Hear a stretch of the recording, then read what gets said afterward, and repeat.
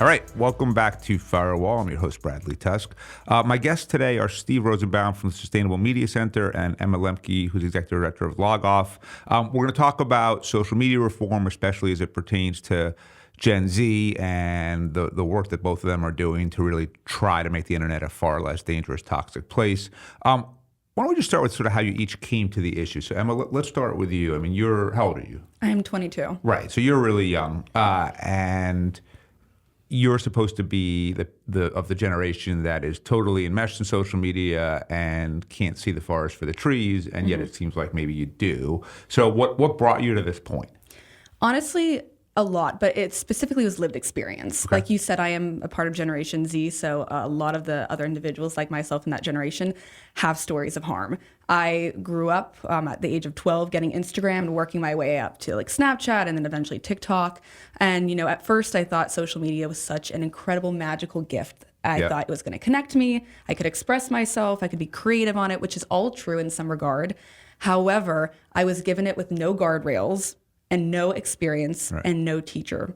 And what that meant for me is I was spending 6 hours a day on social media, scrolling mindlessly, constantly on, and I felt my self-worth decrease. As a young woman, I was fed content that was pro-dieting that led me towards disordered eating, depression worsened, and this continued on for years until I reached a personal breaking point, and that kind of propelled me towards advocacy because I knew that that experience was not just something that I experienced. It was something representative of a larger issue in my generation. And so what was that? Do you remember the moment where you're like, shit, someone's got to do something. I guess that should be me? Yeah, see, I remember it felt very, very theatrical. I'm a theater kid. So I remember hearing like a buzz of a notification, and I reached to grab it, and it was as if it was like a Pavlovian response. Okay, yeah, and sure. I remember saying to myself, I'm like a dog. Basically, social media is completely controlling me, and I have no agency whatsoever. And I'm someone who really values control. How can I take that back? What that meant for me then is research. So I researched and looked up everything from, is social media bad, to, what do algorithms do to amplify harmful content? What I found was a plethora of information of growing academia surrounding the issue, but zero youth voices. And I knew that that was a huge misstep because young people bring to the table their lived experience and through that practical advice on how to change. So I knew at that point that a youth community had to be created, and I was comfortable being the person to kind of shepherd that in. Got it. Steve, you're not of Gen Z. So nonetheless, though, you have really dedicated yourself over the last few years to this issue. Why? So my wife and I have done 5 companies together, and lots of them were internet companies with user-generated content and successful and wonderful and proud of them. About 2.5 years ago, maybe 3 years ago, I started to have this feeling in the pit of my stomach that maybe we'd indirectly built a Frankenstein, all of us in the early web days. We used words like democratization without any question about what it would mean to have everyone online all the time. Right. So then I'm at NYU, and people start coming into my office and saying, look, we're really worried about social media. And it was both students and faculty. And it was kind of a parade. And so I went to the dean of the engineering school, and I said, listen, I think we really need to do something about this. And she said, you mean study it? And I said, I think it's a forest fire. I think, and I'd read all the research. And I'd read, maybe academics weren't the right people to go to. Yeah. But it was my first time in academia, so I didn't know that. Yeah. And so I said at the time, what will be one of the good lines of my career, so if your house was on fire, you'd want to send an arson investigator. That's a good line. And she said, well, we're a university, we study things. And so all of a sudden I realized that maybe collectively with all these people I've been working with in tech, there might be a community that would want to make some change. And I think that's how we met and the first time. And collectively, this organization has grown almost organically. It was 5 people 2 years ago. It's now 180. And Emma and I met because I saw her testify in front of Congress and literally just went, I need to meet that young woman. And you were 20? Mm-hmm. I mean, riveting testimony. Right. I mean, you are, because you and I have been working together now on this kind of stuff for the last couple of years, like extremely entrepreneurial, and kind of what you applied, I imagine, to your companies that made them successful, you're now applying to this. And so I know what the end goal is, I think, and I'm going to ask you to sort of outline that for Sustainable Media Center for what you want to accomplish. and I'm watching you kind of go about doing it successfully in terms of building the operation. Like, how do you see all of it? Like, what's the end goal, and what's your at least current thought as to how we get there? So, first of all, this is going to seem slightly out of kilter with the universe. Emma and I are wildly optimistic. We That think is out of kilter. Yeah, we think 2025 is going to be the year of change. Okay. And we have some evidence to back it up. Okay, great. But here's what happened. We put together all of these mostly media mogul characters. And I just had a feeling they were all looking in the rearview mirror, including to some extent myself. We ended up having a gathering of Gen Z that happened kind of organically. It was 15 young people, mostly 14, 15 years old. And I uninvited myself. And I uninvited all the adults, and it was 2 college kids who hosted it, and then about 15 Gen Z kids. And they said, in the course of an hour, we love social media.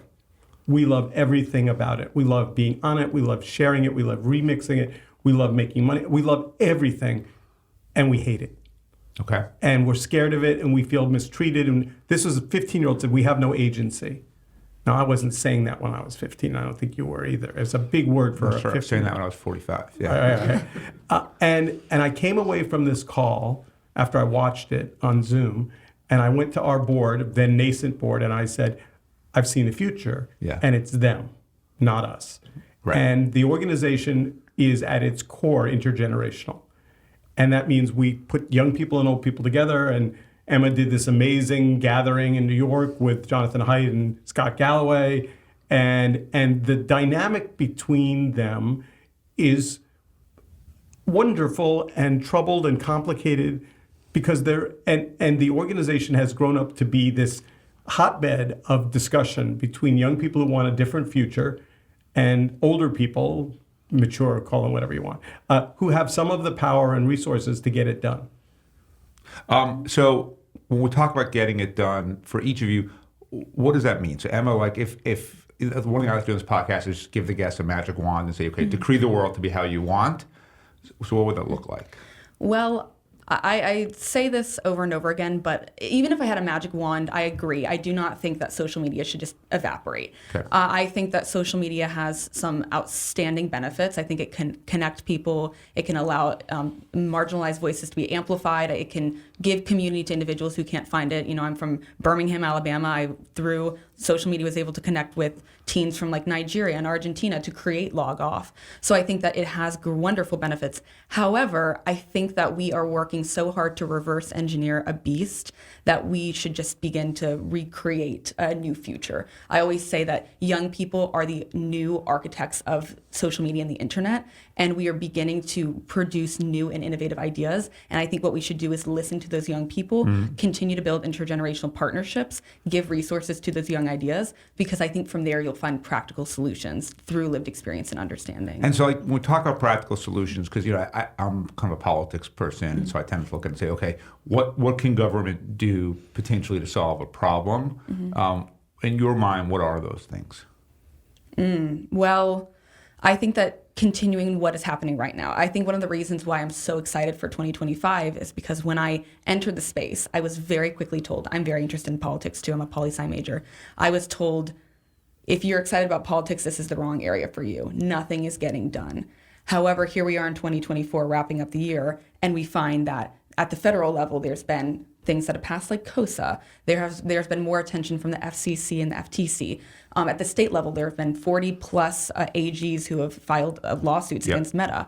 I think that we continue to see action in those areas. And as it begins to expand, I think we're going to see more and more stakeholders come into the conversation and be ready to like activate around those issues. Okay, that makes total sense. So Steve, SMC, Sustainable Media Center, kind of has specific goals that you want to see achieved that you believe will then lead to kind of a better run, less toxic internet. What are those things? So half step back. Yeah. It's easy to blame any individual company for bad actions, and we all have lists of bad actions. Yep. I don't think any of those companies are going to change one iota. It's so wildly profitable at the moment to be any one of the handful of leading companies.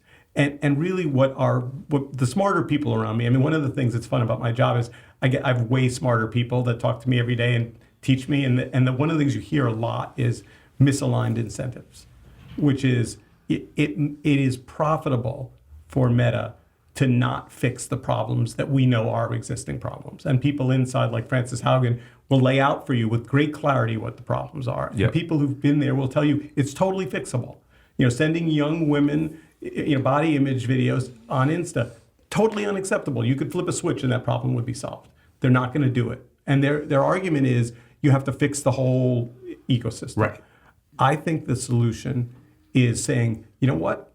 Social media as it exists today has been terrible for 6 years? Not 10. Okay. It was wonderful 10 years ago or 15. We got to see each other's vacation pictures and see our friends. So in the future, by which I mean tomorrow, there will start to be some new ideas. And some of them will be different business models. Mm-hmm. Some of them will be subscriptions. Some of them will be digital good. There'll be all kinds of stuff. But the way that you build those new companies, and you've seen enough startups, when startups come to pitch you, some of the ones that succeed are on paper just ridiculously kooky. But you're like, I like the founder, I like the space. So you make little bets. This is the VC world, right? You make little bets with the understanding that if you have a portfolio of 10 things, 8 are going to fail. Yep. So we want to do that, which is to say, let's imagine a future where parents of 12-year-olds, when their 12-year-old says, I'd like to have an iPad, have some choices. And don't have to say to them, well, we're going to trust Instagram to give them parental controls. Maybe there's an app that a 12-year-old child and a parent can work with together. And the only way you get there is by trying them and building them and testing them and then mostly failing. So let me challenge you a bit here, right? Because what you just outlined to me is effectively kind of a market-based, consumer-led solution to the problem. New norms are changing. People are realizing how toxic social media can be. They want something different. New businesses and models will come up as a result of it. They will be different and better. And then as a result, either they will take away the market share of the incumbents or the incumbents will be forced to change to compete. Here's why, and look, again, the title of capitalist is literally in my job title, venture capitalist, right? I don't think that works. And the reason why I don't think that works is, I think it's fine as a path, but at the end of the day, the level of scale that these companies who are currently in control have, right? Google is worth trillions of dollars. Facebook is worth, I think, close to $1 trillion. Apple, all these companies. I don't know that, we've had various sort of entrepreneurs on the podcast who are starting like a search engine or a, sharing platform that's not toxic and everyone's going to behave really well on it. And I think, and that's why the FTC, I think, has rightly been aggressive here, is there's so much monopolistic control by these companies at this point that as someone who does fund, new tech startups, I don't see a path for them to succeed given the disparity. So how do you get to where you want to get to without the government changing the laws to force different incentives and behavior by Facebook, for example? So I don't think we disagree at all. So one of the things that I do in my job is I study change. And so I've gone back and studied how tobacco went from being where it was in society to where it is today. Yep. Where dangerous cars came from, where teen drunken driving, all of these things have an arc to them. Yeah. It starts from the ground up with mothers saying, you know what, my kid died in a car accident and I don't want other kids to die. And for the first time sitting here today, there is a coalition of people that care. So you've got Jonathan Haidt fighting to get phones out of schools. Yeah. You've got the Social Media Victims' Rights Center fighting to protect parents. Individually, none of them have the power to make change. Now, maybe if we all gather and go to Washington, we could get some laws changed. But at the moment, it doesn't seem like the look of the way that Washington's going to be for the next 4 years is going to be limiting big tech at all. So I'm not opposed to the idea of, for example, I think what the Surgeon General did and is extraordinary and important. Right. So before we would come to you with an idea that here's the plan, the current plan is to start by talking to young people and saying, what does social media feel like for you in your daily life? And what are the things you love about it? And what are the things you wish could be better? And at the 13, 14-year-old age, it's going to be parents' conversations. And then as you get to 15, 16, they become more independent. Once we have that research done, and it's going to be a great, big, national, bipartisan research project, we will have the customers, young people, saying these are the things that I like and don't like. That goes to developers. And we say to developers, what ideas do you have? And I've done this before at NYU. You get hundreds of pitches from developers, most of which are terrible. But some subset of them are interesting. There's a philosophy that doesn't exist in the US, but it does in Canada and it does in Australia, called co-design. There's actually a makeup company for young people called Bubble that literally partners with customers. So what we imagine is you take developers and young people and you say, together build stuff. Yep. Experiment. Yep. Make mistakes. By the time it comes to you, as in your VC hat, of which you wear many others, it will have been built, tested, have feedback, and we will be able to say, and this is a word I've learned that VCs love, it has been de-risked. Yes, we do love that word. So I think that's right. But let's go. It's a go longer ramp. It's a sure. three, It all makes sense. But again, to me, it's still one pillar. Like if you look at the tobacco and drunk driving examples and parallels, which are really good ones, I think there were sort of 3 to 4 macro components that ultimately changed it, right? Yeah. So the first was exactly what you guys are talking about and doing, which is a movement of real people, whether it's moms on drunk driving or Gen Z leaders like you, Emma, on social media reform saying, this doesn't work, we have to change it. And then Steve, you taking all the different disparate people who have sort of the same macro point of view, but underlying different sort of approaches to it and putting them all together so they can be mobilized and organized. Great, that's number one. Number two, it took litigation, right? So the really big difference here is, when the giant tobacco lawsuits that were producing judgments in the billions of dollars in the 1980s, or the DRAM Act, which is sort of what allows, like if you were in an accident with a drunk driver, you could sue the bar, you could sue the liquor company, right? It's not just suing the drunk driver.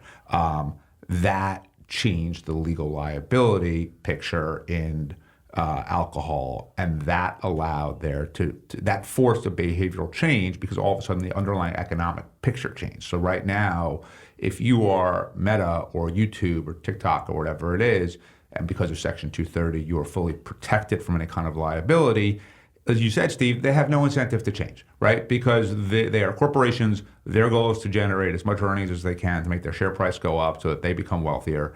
And that's what corporations do, and there's some real good in that. But the reason regulation exists is to say, when the good is outweighing the bad, how do we readjust it?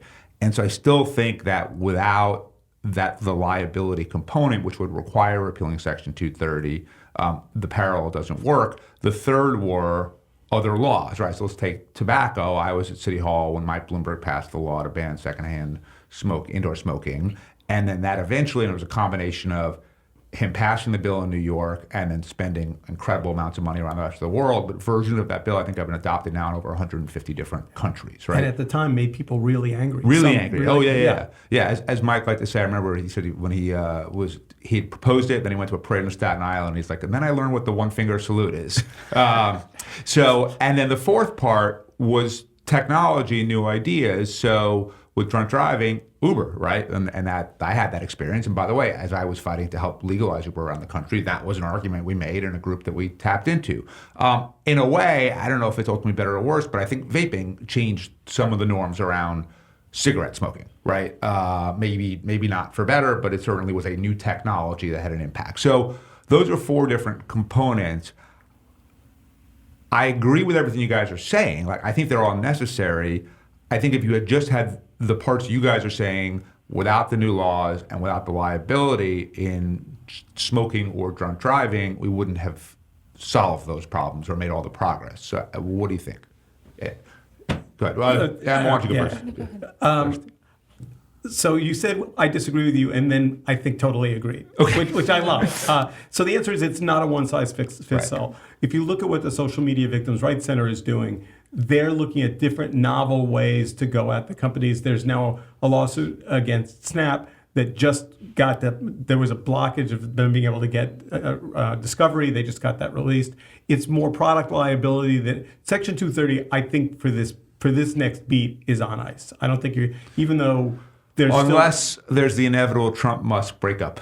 that then makes Trump vindictive enough. But yeah, and we'll get to that because I have a question for Emma after this about that specifically. But go ahead. But I think that the way you laid it out, and as you know, I mean, as you and I have talked about this for years, I mean that's exactly right. But like your experience with your daughter activated you. Yes.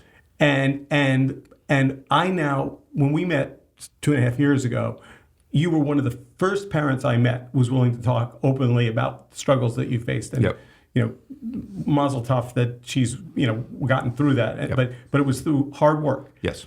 Today, there's not a place I have gone to 5 Christmas parties in the last 10 days. Every single conversation I have with parents is about social media and their genuine fear of the dangers that are facing their children. That's a movement. And young people aren't saying, I'm fine, leave me alone. They're saying, I'm not fine, I need help. I want more control. Right. I don't think that the laws solve the problem on their own. Right. But I think you're going to see lawsuits start to win. And that's how do they win if the court keeps throwing them out because they say the companies are literally can't be sued? It's the same thing that happened with guns. You saw novel approaches to guns in which there were wins because it wasn't about guns are legal. It was about that product. But when you touted your success stories of drunk driving and smoking, which I think are both right, guns are not a success story at all. I mean, there has been billions of dollars spent and tremendous amounts of efforts for decades now to. There was another shooting in Wisconsin 2 days ago. I mean, it's not getting better; it's getting worse.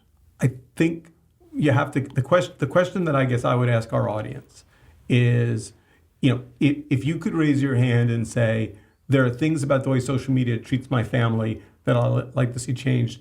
2 years ago, there were out of 100 people, you would have gotten 5 or 20 yeses. Today, you'll get 80. Yep. So the beginning of a movement, doesn't happen. I mean, as you know from Mike, some of it is money, some of it is putting people's feet on the street, and some of it is a collective sense that this doesn't feel right, and that's where we are in 2025. Right. So, Emma, let me throw a theory, especially because you're a poli-sci major, which is I think you're right. We agree in the sense that all of the social change, the normative change, the technological change are critical components to making this work, and without those, this won't work. I guess I would argue, and look, I'm a political hack, so of course I think this, but that without legislative change, you can't get there. And in this case, legislative change is also what leads to litigation. So let me throw something I'm working on at you, and you tell me if you think this will work. And this is originally how Steve and I kind of met, which is I've worked in politics for about 30 years at every single level of government and basically developed the conclusion that politicians do whatever they need to do to win the next election, right? And they can't live without the validation of holding office, and they will always make that choice. And so if we take Section 230 as the example here, which requires Congress, right? I worked on the social media minors bill in Albany last year, and it's great, but it doesn't change in any way the liability story. Your average member of Congress, I think, now understands social media is incredibly harmful. Nobody wants to see, no matter whether you're MAGA or DSA or whatever else, teenagers in their districts have eating disorders or cut themselves or die or anything else. But you also know that if you were to vote to repeal Section 230, all the various platforms can just go up to you and say, hey, next time you run for re-election, I'm going to drop $5 million in the race against you. And I'm going to find someone to run against you, not on this issue, but either someone from the left to say you're not progressive enough if you're a Democrat, or someone from the right to say you're not conservative enough if you're a Republican, and I'm going to take you out. And then they have to choose, do I want to solve this problem or do I want to keep my job? And as I would argue we've seen with guns, they always choose to keep their job. But I also believe that if the reason why they're so susceptible to that is because turnout is so low, that type of play works, right? So if turnout right now in a Republican or Democratic primary is about 10%, then special interests like Meta can dominate. If it were 30, 40%, all of a sudden it's a lot harder because the threats are much less powerful.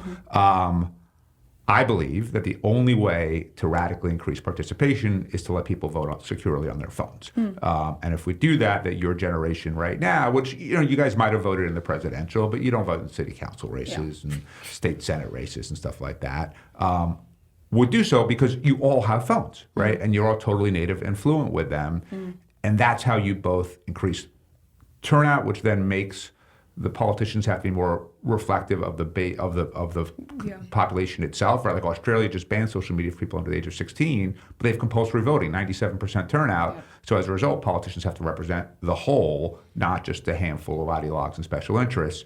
Am I right? If you could vote on your phone, would you do so? Would your friends do so? And you as a leader in this movement, if you said, oh, this is how we can amass real political power to force change, is this something that you think is worth really focusing on? See, that's something that I've never really thought about. However, you posed that question, if I had the opportunity to vote on my phone, would I? Absolutely. Yeah. Would my friends vote? Absolutely. Do I know a large handful of individuals who, this sounds horrible, were just too lazy and didn't care and they were not going to get up and go to a poll to vote? Absolutely. So I actually do believe that you're right in that inclination that if you allowed specifically young people, that's my generation, that's kind of what I know best. If you allow them to vote via their phone, would they vote more? I would agree with that thesis. I also do, I think that would really alleviate the issue. Because to your point, I do believe, even though eventually down the line, would I consider running for office? I don't know. I think that people are driven into office because of things that they care about. I think that they are driven because of values. Do I believe that when you get there, oftentimes you only are office seeking? I think that's one of the first things you learn in the political science class, is that is one of the ways that... It sounds like you have good professors. Yeah, great professors. That's good. So I do believe that if you were to be able to, honestly divorce the tight marriage between special interests and politicians through the increased participation and turnout, you will begin to see greater representation. I think that's true. And honestly, in my opinion, that's just so much more democratic. And that to me is a democracy that I would love to live in. The feasibility of that, I'm so unsure of. I know that specifically, I know actors and individuals who would say, well, how is that going to be secure? We already have issues with security.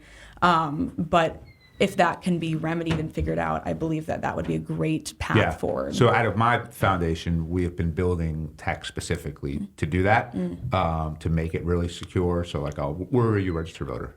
In Alabama. Okay. So whatever county you're in, what county do you live in? Jefferson City. Okay, got it. So you'd go on the App Store, you would find the Jefferson City Board of Elections app, you would download it. And the first thing they would say is Emma really Emma? So first you put in your information, yes, she's a registered voter in Jefferson City.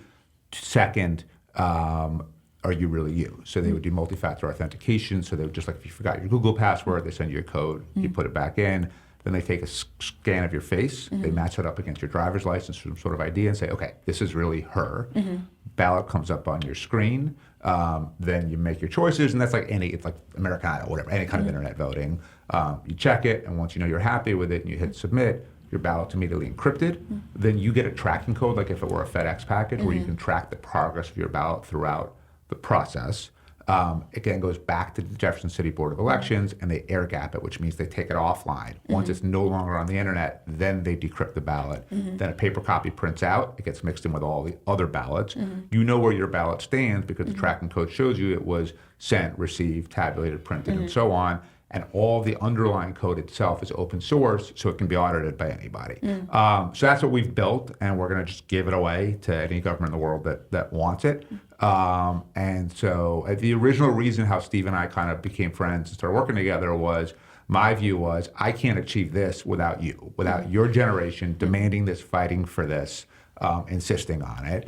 And if we can do that, then the ability to take a lot of these laws that the platforms are able to kind of keep in place that really give them the ability to be toxic and to hurt people can go away. So that's sort of how this all comes together. So Steve, you and I kind of hatched this conclusion 2.5 years ago at South by Southwest, and have been kind of working towards it since. So 30 months later, what do you think? Are we on the right track? Were we on the right track? You've obviously learned a lot, good and bad, in 30 months. So what's your take on it now?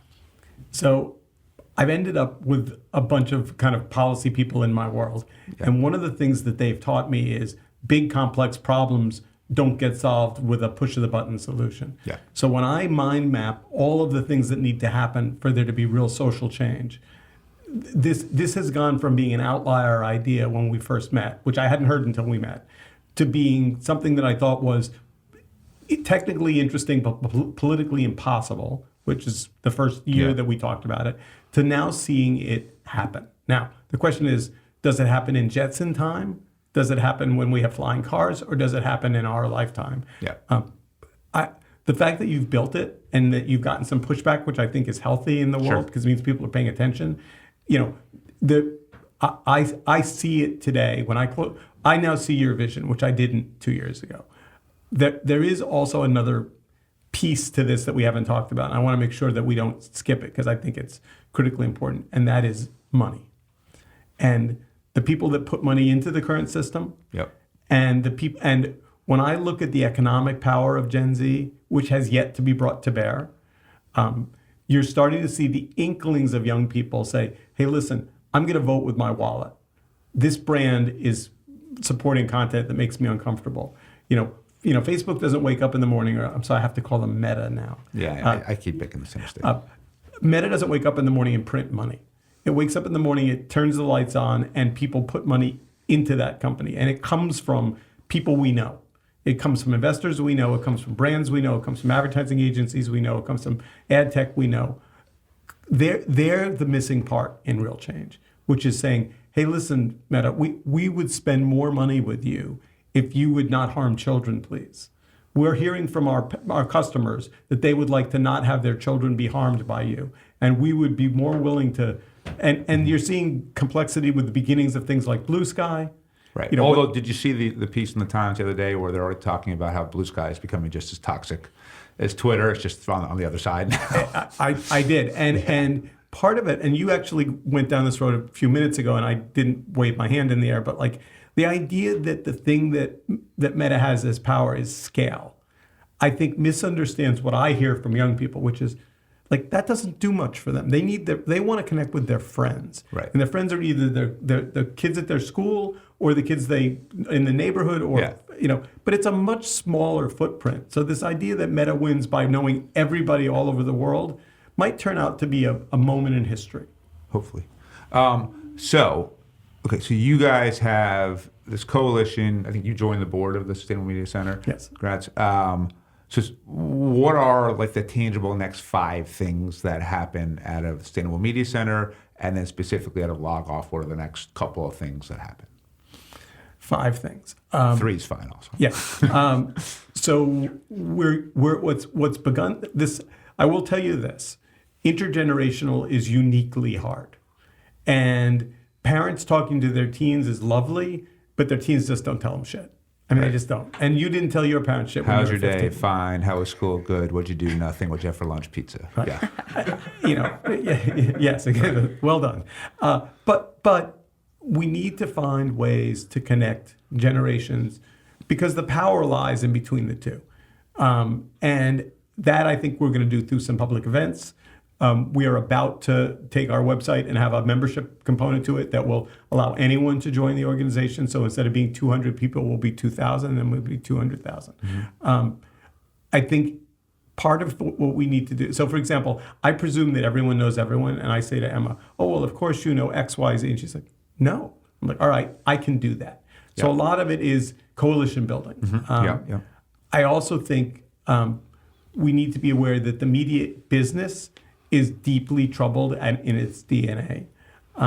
So we need spokespeople. And one of the things, I won't use the name, but a very, very big national organization that we all know does this amazing work and then makes videos about it and then puts it out on social media, where the algorithms literally shut it down because they're not in the friend group of these owners. They're going to need to find different ways to communicate with their membership. Okay. I think that we're spending a lot of time thinking about where AI fits into this conversation. Mm-hmm. Where does it? Apps will be built much faster and much cheaper, which means more experiments can take place faster and cheaper. At the same time, the heartbreaking story of character AI and Stuart Sewell is, jaw-dropping. Teenagers who are falling in love with robots, and the robots are telling them to kill themselves. This problem is not going to go away. So we need to use AI. We need to figure out how AI can amplify authentic voices and connect real people to real people. And that's a mean, we have a bunch of people working on that inside the organization. Emma, what are like the three things that you guys are sort of most focused on that you think you can maybe make progress on in the next couple of years? Great question. And I think everything that we do, it's surrounded by this idea of empowerment. So, I got into the space through my lived experience, and my goal in continuing to be in this space is how can I uplift more young people through their experiences to make change.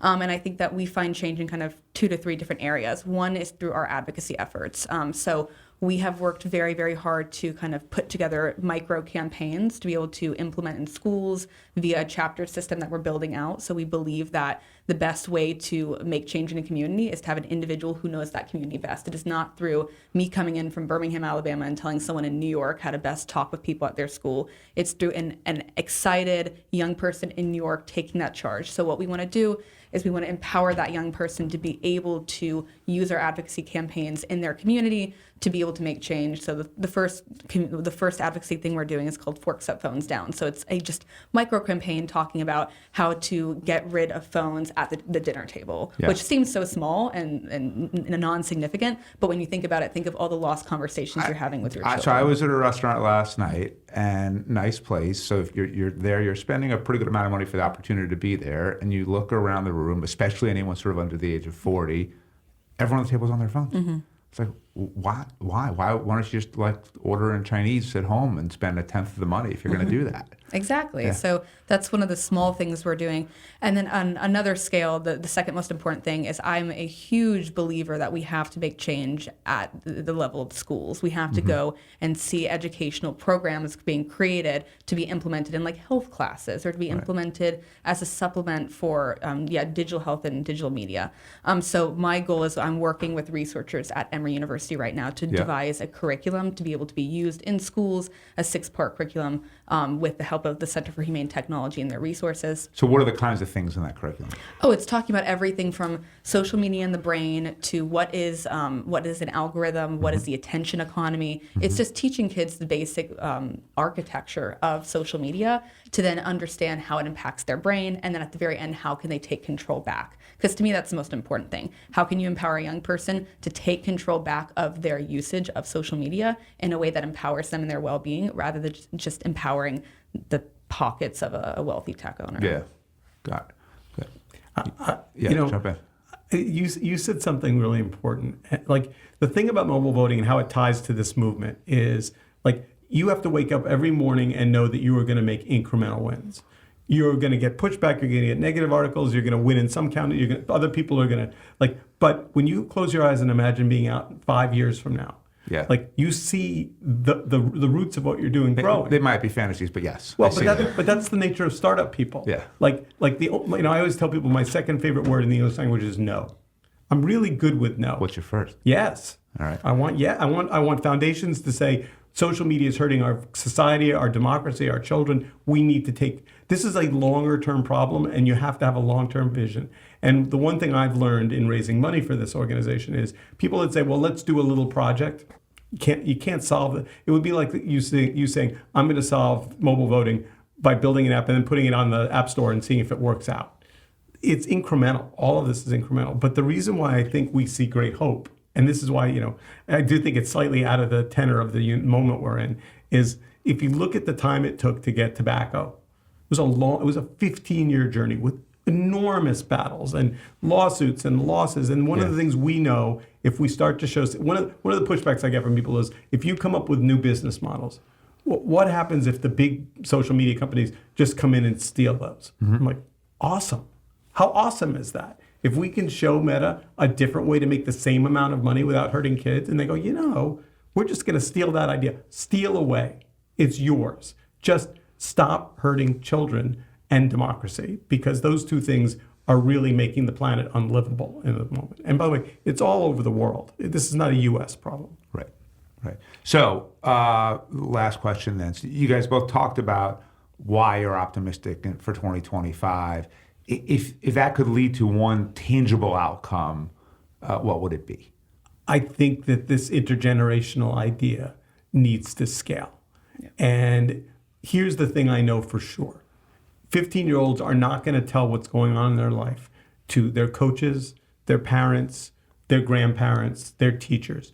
So we need to find ways to listen to them that structurally comes up with outcomes that are truthful. And one of the things one of my board members said to me the other day is like, how do we know that our sense that young people are being hurt by social media isn't us essentially putting our beliefs on next to their names? And the answer is we need to do real science on that. Like, we need real research. You agree? Anything else? No, I completely agree. I believe that with most of the youth organizations specifically that I've seen be most impactful, like Encode Justice, Design It For Us, there are other groups out there, Young People's Alliance, who have done phenomenal work. They have relied on intergenerational partnerships and coalitions. And I do believe that if we can continue to build out that model, we'll be able to see more youth groups appear to make change. And again, building off this idea, it's incremental change. There's not going to be radical change overnight. So I think that if we can incrementally begin to scale out that model, we'll begin to see more change. Got it. Cool. How do people learn more about you and Log Off? Ironically, you can go to our social media, Log Off Movement, or you can look at our website, logoffmovement.org. Steve, how do people learn more about the Sustainable Media Center? SustainableMedia.Center. And about once a week, someone says to me, is .center really a domain? Like, yeah, it is. And sign up for our newsletter, and then also, get involved, show up at things in person or get online. We do a lot of Zoom events. We've tried to not have social media be the center of our storytelling mechanism, but it's hard. Right. All right. Well, Emma Lembke, Steve Rosenbaum, thanks for joining us, but more important, thank you for doing what you're doing. Thank you. Firewall is recorded at my bookstore, P&T Knitwear, located at 180 Orchard Street on the Lower East Side of Manhattan. We'd love to hear from you with questions, feedbacks, or idea for a guest. Just email me at bradley@firewall.media or find me on LinkedIn. And to keep up with what's on my mind and my latest writing, please follow my new Substack at bradleytusk.substack.com. Thanks again for listening.